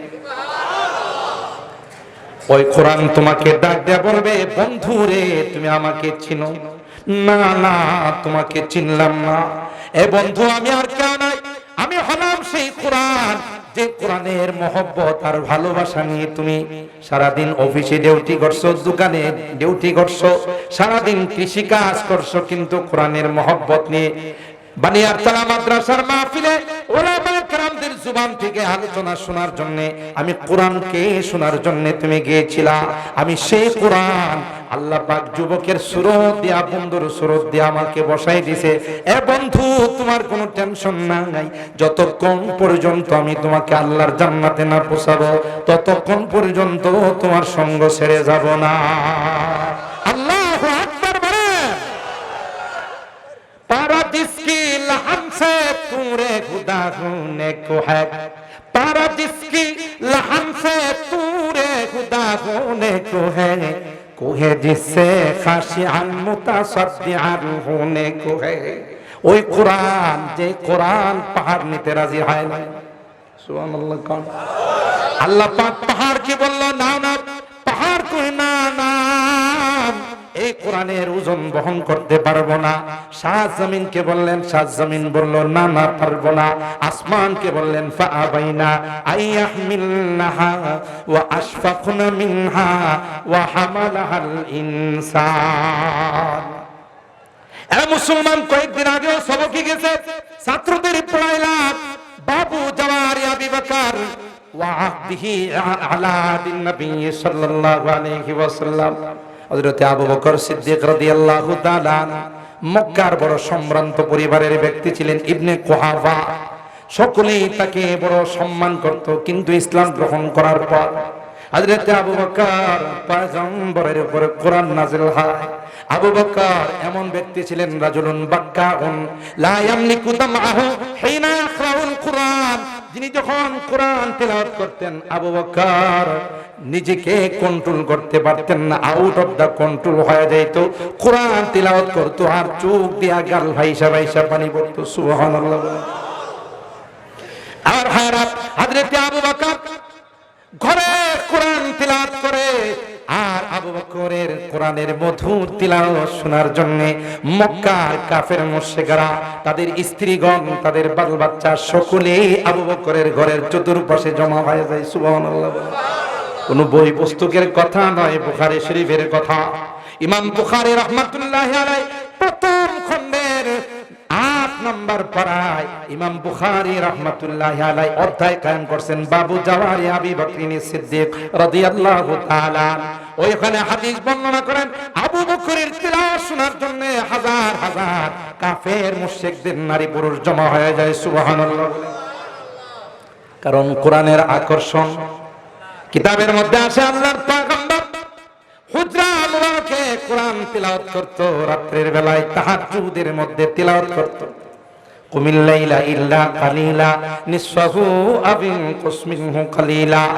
আমার ভাইরা, আল্লাহর পয়গম্বর কোরআন তিলাওয়াত করতেন, মক্কার বড় বড় লিডাররা আল্লাহর পয়গম্বরের হুজরা মুবারকের চতুর্পাশে ঘেরাও করে বসে যাইত কনকনে শীতের মধ্যে। যতক্ষণ তিলাওয়াত চলতো একজনও যাইত না। তিলাওয়াত শেষ, সবাই যার যার ঘরে রওনা। ফার্ম গিটের মুড়ে যায় দেখা হইতো যে ভাই তুমি কই গেছিলা? কই যে মুহাম্মদের তিলাওয়াত শোনার জন্য গেছিলাম। তুমি কহা? আমিও গেছিলাম। কই যদি আমাদের নেতাদের কাজ হয় তাইলে কর্মচারী যারা আছে, আমাদের অধীনস্থ যারা আছে, তাদেরকে কি ধরে রাখা যাবে? কালকের থেকে আর কেউ আসা যাবে না, এখানে চুক্তিপত্র করতে হবে, আইন করতে হবে। বড় নেতা সিগনেচার করলো যে না না, কালকে থেকে মুহাম্মদের তিলাওয়াত শোনার জন্য কেউ আসতে পারবে না। আগামীকাল রাত্রে বেলায় যখন হলো, বড় নেতা কয় আজকে যে আইন আর সংবিধান হইছে, আজকে তো কেউ যাইবে না, আমি যাই একটু শুই নাই। সুবহানাল্লাহ, জোরে কান। কোরআনের আকর্ষণ দেখেন, যে আকর্ষণ হযরত ওমর ইবনুল খাত্তাব, যে উমর আশাদতুহুম ফি আমরিল্লাহি উমর, যে উমর আল্লাহর পয়গম্বরের মাথা আনার জন্য, কল্লা মুবারক আনার জন্য সাদা তলোয়ার নিয়ে রওনা দিছে। রাস্তায় একজন বলল, কই যাও? কো মুহাম্মদের কল্লা আনার জন্য যাই, 100 উট পুরস্কার পান। বলল, মি আগে নিজের ঘরের খবর নাও, পরের খবর তো পরে নিও। ফিকরে খুদুকুন, ফিকরে খুদুকুন, ফিকরে বেগানা মকুন, ফিকরে খুদুকুন, ফিকরে খুদুকুন, ফিকরে বেগানা মকুন, বার জমিনে দিগারা খানা মকুন। তোমার নিজের চিন্তা করো মিয়া, নিজের ফ্যামিলির খবর নাও। আরেকবার আর মাথা আনতে যাইবা, তোমার ঘরেই তো ইমান লয়ে বসে। সুবহানাল্লাহ। কে গো? তোমার বোন আর ভগ্নিপতি যায় দেখো, ইমান আইনা ফেলাইছে। হযরতে উমর কয়, তাইলে আগে ওগো সাইজ করমু। আল্লাহর কসম, কিতাব খুলে দেখুন, হযরতে উমর যখন বোনের বিচার করার জন্য ভগ্নিপতির বাড়িতে যখন রওনা দিলেন, যাওয়ার পর তখন ঘরের পাশের থেকে তিনি যখন দাঁড়াইলেন, ঘরের ভিতর থেকে ছোট্ট একটি আওয়াজ হযরত উমরের কানে পৌঁছে গেল। ওইটার কোনো কিছুর আওয়াজ নয়, এটা হলো আল্লাহর কালামের আওয়াজ। ওই ঘরের মধ্যে সূরা তাহার মশক চলছিল। সুবহানাল্লাহ। তাহা মা আনজালনা আলাইকাল কুরআন লিতাশকা ইল্লা তাযকিরাতাল লিমান ইয়াখশা তানজিলাম মিম্মান খালাকাল আরদা ওয়াস সামাওয়াতিল উলা আর রহমানু আলাল আরশি ইসতাওয়া। এ তাহা আমার নবীর নাম। সুবহানাল্লাহ। ইয়াসিন আমার নবীর নাম, মুজাম্মিল আমার নবীর নাম, মুদাসসির আমার নবীর নাম, তাসির আমার নবীর নাম, তাসিম মিম এটাও আমার পয়গম্বরের নাম। সুবহানাল্লাহ। আজীব কারবার উলামায়ে কেরাম জানেন, 30 পারার সূরা বাকারা থেকে সূরাতুল ফাতিহা থেকে নিয়ে সূরা নাস পর্যন্ত কোথাও একটা আয়াত আপনি তালাশ করে পাবেন না যেখানে আল্লাহ পাক আমার হাবিবকে, আল্লাহ পয়গম্বরকে নাম নিয়ে একবার ডাক দিবেন, একটা আয়াতও তালাশ করে পাবেন না। ইয়া মুহাম্মদ বলে ডাক দিছে, একটা আয়াত নয়। অথচ অন্য নবীদেরকে আল্লাহ নাম নিয়ে ডাক দিছেন, ইয়া মুসা ক্বালা ইয়া মুসা ইন্নী ইসতাফাইতুকা আলান নাসি বিরিসালাতি ওয়া বিকালামি ফাখুয মা আতাইতুকা ওয়া কুম মিনাশ শাকিরিন। ইয়া ইয়াহইয়া খুযিল কিতাবা বিকুওয়া ওয়া আতাইনাহুল হুকমা সাবিয়্যা। ইয়া ইব্রাহিম قد صدقت الرؤيا إنا كذلك نجزي المحسنين يا عيسى إني متوفيك ورافعك إلي سبحان الله। সমস্ত নবীদেরকে আল্লাহ পাক নাম নিয়ে ডাক দিছে, কিন্তু আল্লাহর কসম কোরআনের কোন আয়াত তালাশ করে পাবেন না যেখানে একটা বার আল্লাহর পয়গম্বরকে বলছেন ইয়া মুহাম্মদ। আল্লাহ কয় না না নবী গো, আপনাকে মুহাম্মদ বলে ডাক দেব না। কেউ আপনাকে মুহাম্মদ বলে ডাক দেখ, এটা আমি চাই না। আমি কোরআনে নিষেধ করে দিয়েছে, সাবধান, লা তাজালু দুআ আর রাসূলিকা দুআই বাইনাকুম। তোমরা আপোষে যেমন ডাকাডাকি করো, আমার নবীকে কিন্তু এইভাবে ডাক দিও না, কারণ নবীর মর্যাদা এত বেশি রে। আমি আল্লাহর পরে তার মর্যাদা। সুবহানাল্লাহ। সানায়েউ নামক দূরে জাহানাত, সানায়েউ নামক দূরে জাহানাত কে কুন হাল বর তরজ কোন মাকানা। আল্লামা রুমি রাহমাতুল্লাহ বলেন, তার প্রশংসা করার মতো পৃথিবীর কার ক্ষমতা নাই। সুবহানাল্লাহ। দিল নাতে রাসূল আরবি कहने को बेचैन, दिल नाते रसूल अरबी कहने को बेचैन, आलम है तहय्युर का जुबा है न कलम है, आलम है तहय्युर का जुबा है न कलम है। আল্লামা মুফতি শফি রহমাতুল্লাহ আলাইহি অনেকগুলো কবিতা লেখছেন। সময়ের অভাবে আমি শুধু শেষ অংশটা বললাম যে আল্লাহর হাবিবের প্রশংসা করার কোনো কারণে পৃথিবীর মধ্যে নাই। সুবহানাল্লাহ বলে আল্লাহ পাক পয়গম্বরকে বড় মহব্বতের শব্দ দিয়ে ডাকতেন। কখনো আল্লাহ ডাকতেন ইয়া আইয়ুহাল মুযাম্মিল কুমিল লাইলা ইল্লা কালিলা নিসফাহু আও ইনকুস মিনহু কালিলা। হে কম্বলওয়ালা, উড়েন তাহাজ্জুদের নামাজ পড়েন। সুবহানাল্লাহ।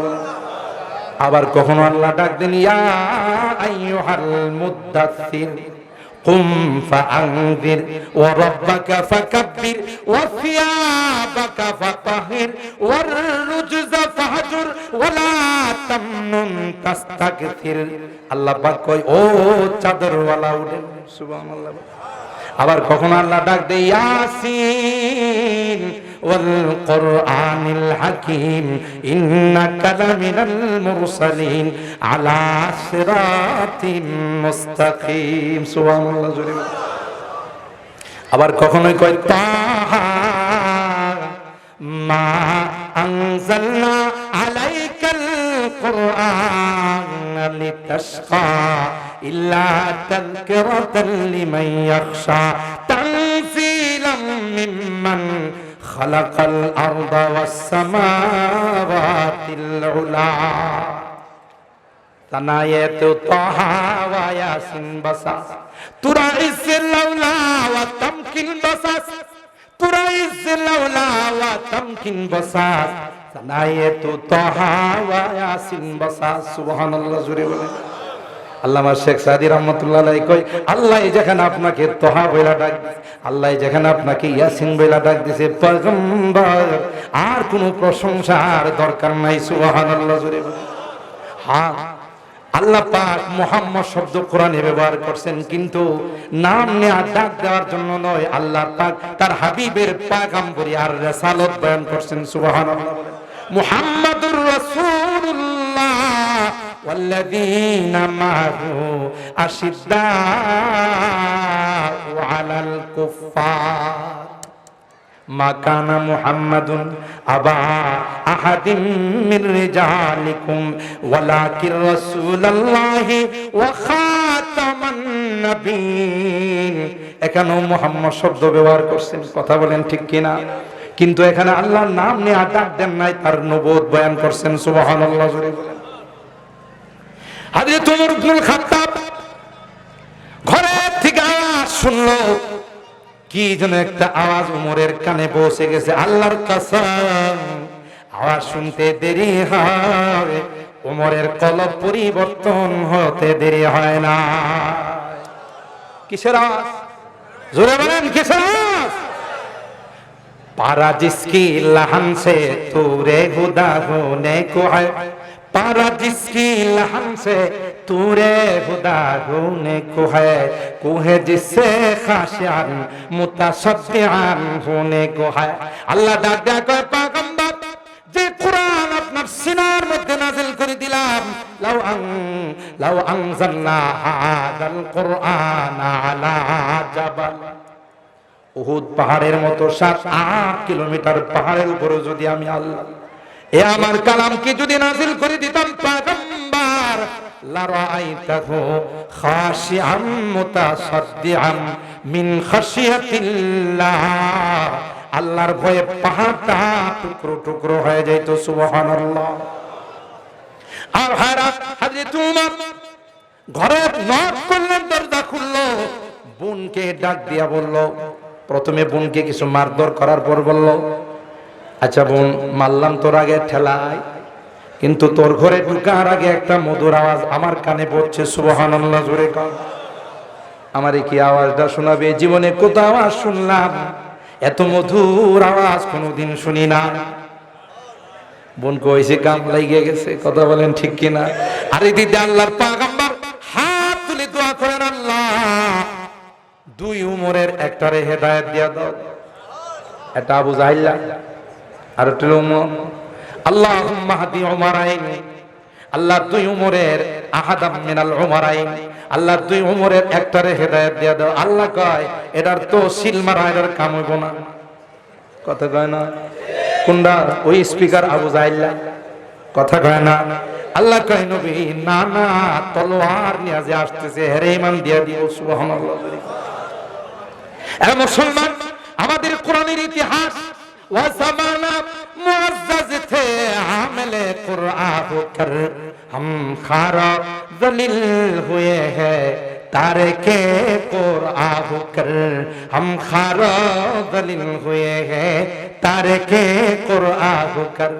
সাহাবায়ে কেরাম কোরআনের পাগল ছিল, কোরআনের আশিক ছিল, তাই তো স্বর্ণাক করে সাহাবায়ে কেরামদের নাম লেখা। কথা বলেন ঠিক কিনা? আর আজকে আমরা অপমানিত, লাঞ্ছিত কেন রে? একমাত্র কারণ হলো আমরা কোরআনকে মানি না, কোরআনের বিধান মানি না। কথা বলেন ঠিক কিনা? কোরআনের সম্মান করতে জানি না। আমার দেশের কোরআনের পাখিরা 150-200 রাষ্ট্রকে পিছনে ফেলে 1 নাম্বার স্থান অধিকার করে। বাংলাদেশের লাল সবুজের পতাকা সারা বিশ্বের বুকে উড্ডীন করে। কথা বলেন ঠিক কিনা? এত উন্নত আমার দেশের হিপস বিভাগের লেখাপড়া, এত উন্নত, মস্কো এত সুন্দর, সৌদি আরবের যারা জাজ হয়, ফয়সাল হয়, বিচারক যারা হয়, তারা নিজেরা বলে আগে তো স্লোগান ছিল কোরআন নাযিল হইছে মক্কা মদিনায়, তিলাওয়াত মিশরে, আমল বাংলাদেশ, পাকিস্তান, ইন্ডিয়া। কিন্তু এখন এই স্লোগান পাল্টাইতে হবে, কোরআন মক্কায় মদিনায় নাযিল হইছে, তিলাওয়াত বাংলাদেশে চলে গেছে। আরো আসতে কোন সুবহানাল্লাহ। সারা বিশ্বকে তাক লাগায় আমার দেশের সাকিব আল হাসান, আমার দেশের ওই বিভিন্ন হাফেজে কোরআন সারা বিশ্বকে তাক লাগাইয়া 1 নাম্বার হয়ে আসে। কিন্তু আমরা বদনসিব, এয়ারপোর্টে যখন পা রাখে আমরা রাষ্ট্রীয়ভাবে তাদেরকে কোন রকমের সম্মান দিতে জানি না। কথা বলেন ঠিক কিনা? অথচ রাষ্ট্রীয়ভাবে ঘোষণা করা হয় যদি কোনো ক্রিকেটার অথবা কোনো ফুটবলার যদি কোনো দেশের সাথে সেমিফাইনালে যাইতে পারে, তাইলে গুলশানে তাদেরকে বাড়ি দেওয়া হবে। কথা কয় না? আর জীবনও তো সেমিফাইনালের বারিন্দাও যাইতে পারে না। কথা বলেন ঠিক কিনা? আর যেখানে 150-200 রাষ্ট্রকে পিছনে ফেলে 1 নাম্বার স্থান অধিকার করে, সারা বিশ্ব তাকাই থাকে যে ছেলেটা কোন দেশের, বলা হয় এটা অন্য কোন রাষ্ট্রের নয়। যে রাষ্ট্রকে তোমরা মিসকিন বলো, এরা কোরআনের পাখি হয়ে সারা বিশ্বকে চমকায় ফেলায়। কথা বলেন ঠিক কিনা? আল্লাহ পাক ওই কোরআনের হাফেজদেরকে ডাক দেয়া কয় না না, টেনশনের কোনো কারণ নেই। ও কোরআনের পাখিরা, তোর রাষ্ট্রপতি, তোর প্রধানমন্ত্রী দিলেই বা তোরে কে দিব? হয়তো 2 কাঠার একটা গুলশানের বাড়ি দিব।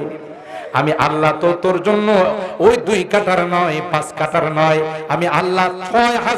করোনার সময় তুমি নেতাগিরি করো, বড় বড় বক্তব্য দাও, এদেশের জনগণকে যখন রাস্তায় ফেলে দিয়েছিল, কাফন দাফনের কেউ ছিল না, হক্কানি উলামায়ে কেরাম, কওমি মাদ্রাসার আলেমরা তাদেরকে বুকে নিয়ে, কাঁধে নিয়ে তাদের দাফনের ব্যবস্থা করেছে।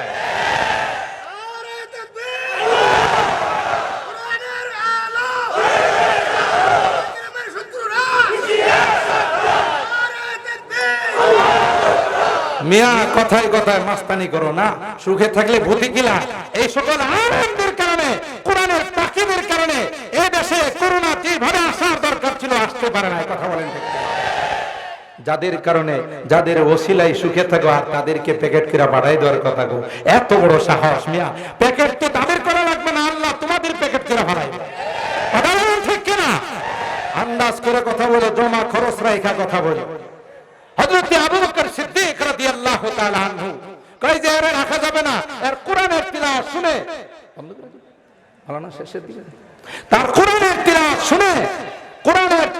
শুনে দেখা যায় শত শত কাফের মুশরিক ঘন্টা কি ঘন্টা বসে থাকে। নেতারা কই এরে রাখা যাবে না, এরে বাইর করে দিতেইব।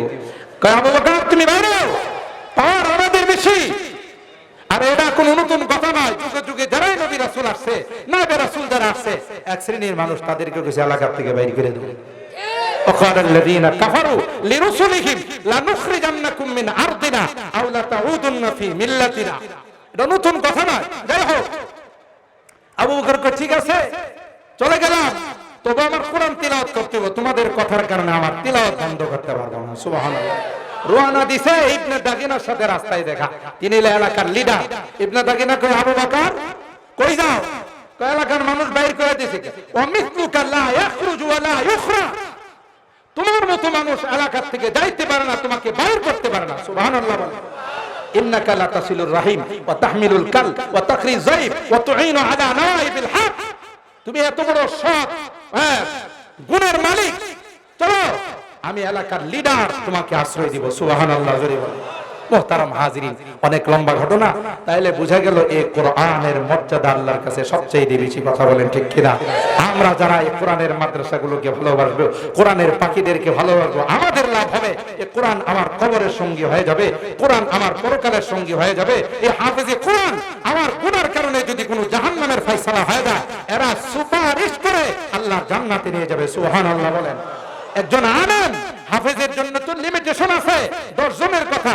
ফামা যন্নুকুম বিল্লাযী আমিলা বিহাযা, নবী বলেন যারা আলেম হয় তাদের কোনো লিমিটেশন নেই, তাদের কোনো সংখ্যা নেই, যত ইচ্ছা তত সুপারিশ করে আল্লাহর জান্নাতে নিয়ে যাবে।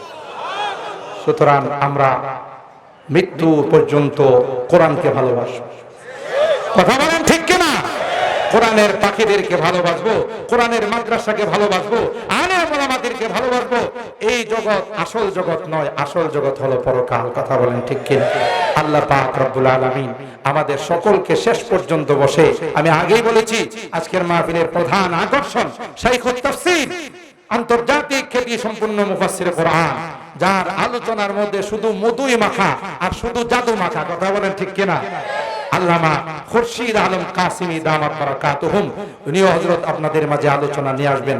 আল্লাহ তাআলা আমাদেরকে শেষ পর্যন্ত বসে আলোচনা শুনে যাওয়ার তৌফিক দান করেন, আমল করার তৌফিক দান করেন। আমিন। ওয়া আখিরু দাওয়ানা আনিল হামদুলিল্লাহি রাব্বিল আলামিন। আসসালামু আলাইকুম ওয়া রাহমাতুল্লাহি ওয়া বারাকাতুহু।